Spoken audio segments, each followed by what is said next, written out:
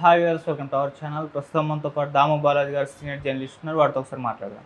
Sir నమస్కారం. నమస్తే sir, ఒకవైపు ఏమో భారత్కి పాకిస్తాన్కి మధ్య యుద్ధ వాతావరణం నెలకొన్న ఈ సమయంలో పాకిస్తాన్ ఆర్మీ పాకిస్తాన్ పోలీసులతోటే గొడవలు పెట్టుకుంటుంది.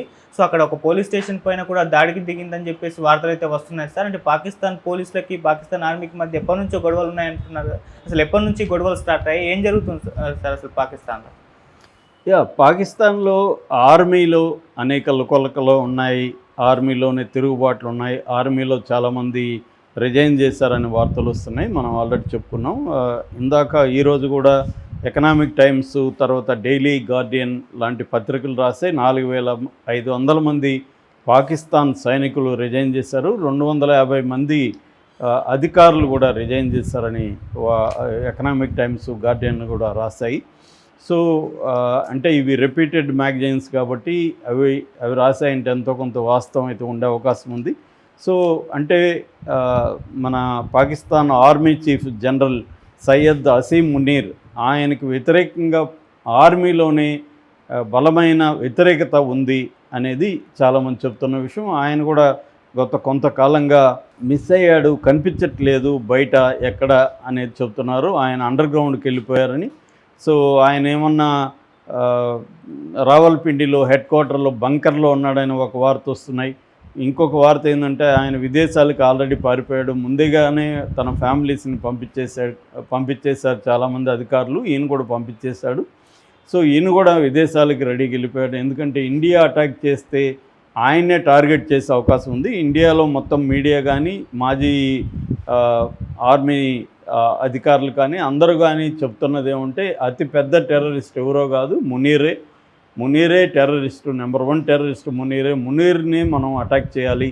ఎట్లయితే ఇస్మాయిల్ హనీని టెహ్రాన్లో ఇజ్రాయిల్ వాళ్ళు పోయి చంపారో, హమాస్ నాయకుడు, అట్లాగే మనం కూడా మునీర్ని అటాక్ చేసి చంపాలి అన్న ఒక యాంగిల్ కనిపిస్తుంది.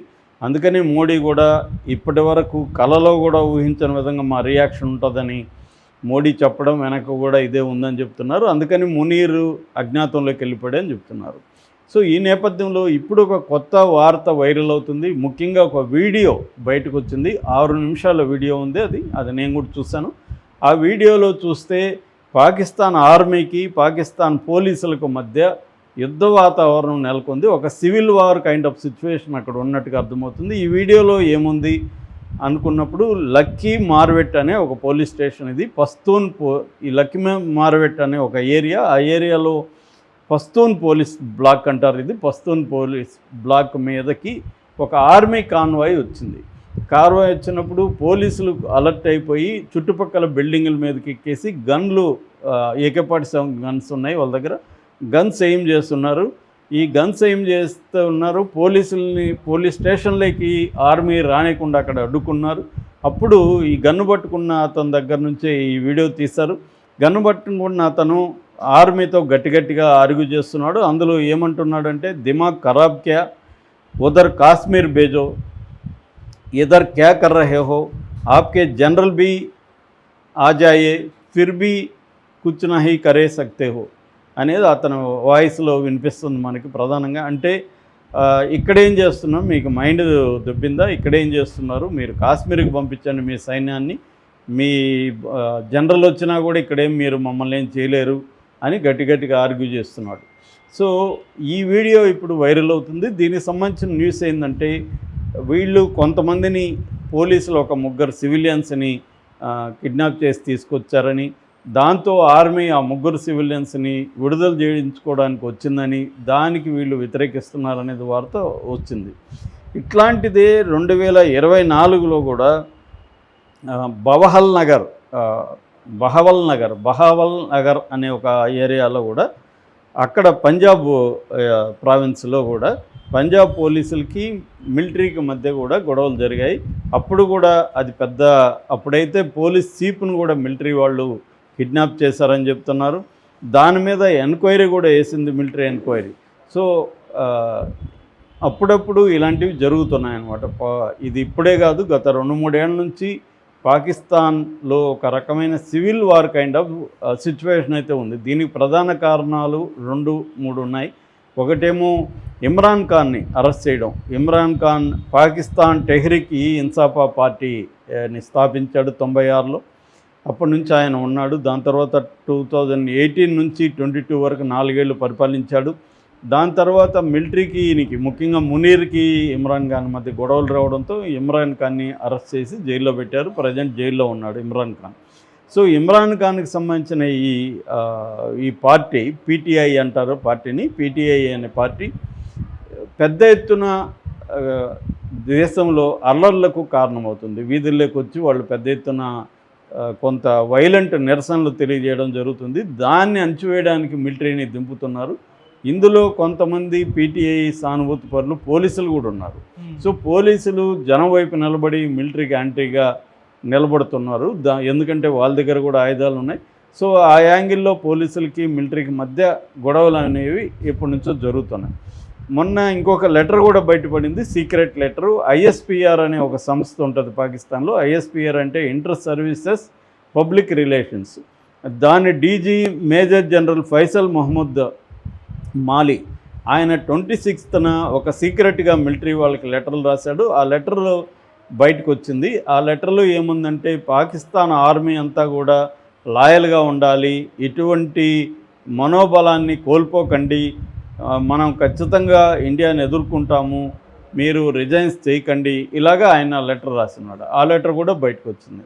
అంటే ఓవరాల్గా తీసుకుంటే పాకిస్తాన్లో మిలిటరీ చాలా బలహీనంగా ఉంది, ధైర్యంగా వాళ్ళు ఫైట్ చేసే పరిస్థితి కనిపించట్లేదు అనేది ఒక యాంగిల్ అయితే, ప్రజల్లో కూడా యుద్ధం అనేది అనవసరంగా మనం వాళ్ళ దేశంలో టెర్రరిస్ట్ యాక్టివిటీలు చేయాల్సిన అవసరం మనకేముంది, ఇండియా ఏమి కవ్వింపు చర్యలకు పాల్పడట్లేదు కదా, ఫ్రెండ్లీగానే ఉంది. మన దేశ సిటిజన్స్ అనేక మంది ఇండియాలోకి వెళ్ళి మెడికల్ ట్రీట్మెంట్ చేసుకున్నారు, చదువుకుంటున్నారు, ట్రావెల్ చేస్తున్నారు, వ్యాపారాలు చేస్తున్నారు. సో ఇటువంటి సుహృద్బోధ వాతావరణం ఉన్న టైంలో ఈ మునీరు తన వ్యక్తిగత కారణాల కోసం డైవర్ట్ చేయడం కోసం, తన ఫెయిల్యూర్ల నుంచి జనాల డైవర్షన్ కోసం అక్కడికి వెళ్ళి పహల్గామ్లో 26 మందిని దారుణంగా చంపించాడు అని ఒక వ్యతిరేకత పాకిస్తాన్ సోషల్ మీడియాలో కానీ ప్రజల్లో కానీ మనకు కనిపిస్తుంది. సో దీని రిఫ్లెక్షన్ మిలిటరీలో కూడా అది పడుతుంది. మిలిటరీలో కూడా ఇక్కడ ఉద్యోగాలు చేయడం బదులు గల్ఫ్ కంట్రీస్కి వెళ్ళిపోదామని చాలామంది రిజైన్ చేసి గల్ఫ్ కంట్రీస్కి వెళ్ళిపోతున్నారు. ఇంత పెద్ద ఎత్తున 4500 మందో 5000 మందో రిజైన్ చేశారా లేదా అనేది అక్యురేట్గా ఎవరు చెప్పలేకపోతున్నారు. కానీ ఖచ్చితంగా మాత్రం రిజైన్లు చేసి వెళ్ళిపోతున్నారన్న వాస్తవం అయితే మనకు కనబడుతుంది. అంటే ఒక రకంగా ప్యానిక్ అండ్ కయాస్ అంటారు. కయాస్ అండ్ ప్యానిక్ అనేది పాకిస్తాన్లో కనిపిస్తుంది. అంటే గందరగోళం, అల్లకల్లోలం పాకిస్తాన్లో ఉన్నట్టుగా మనకు అర్థమవుతుంది. ఎందుకంటే ఒక పక్క సింధు జలాల నీటిని ఆపడం, ఆల్రెడీ జలం ఇది జరుగుతుంది, వరదలు వస్తున్నాయి.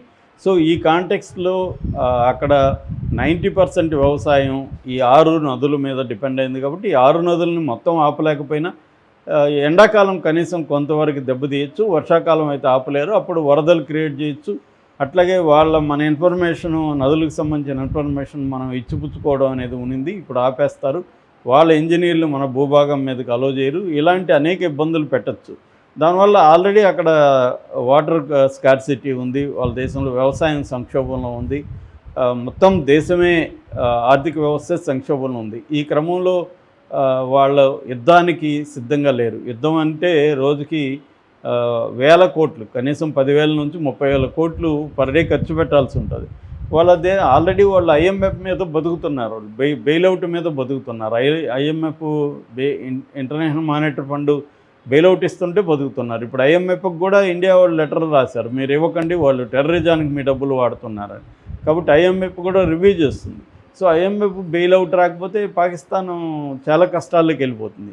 ఇటువంటి కండిషన్లో యుద్ధం చేయడానికి అక్కడ ప్రజలు కానీ, లేకపోతే మిలిటరీ కానీ, పోలీసులు కానీ ఎవరు కూడా సిద్ధంగా లేరు అనే విషయం మనకు అర్థమవుతుంది. Okay sir, thank you so much.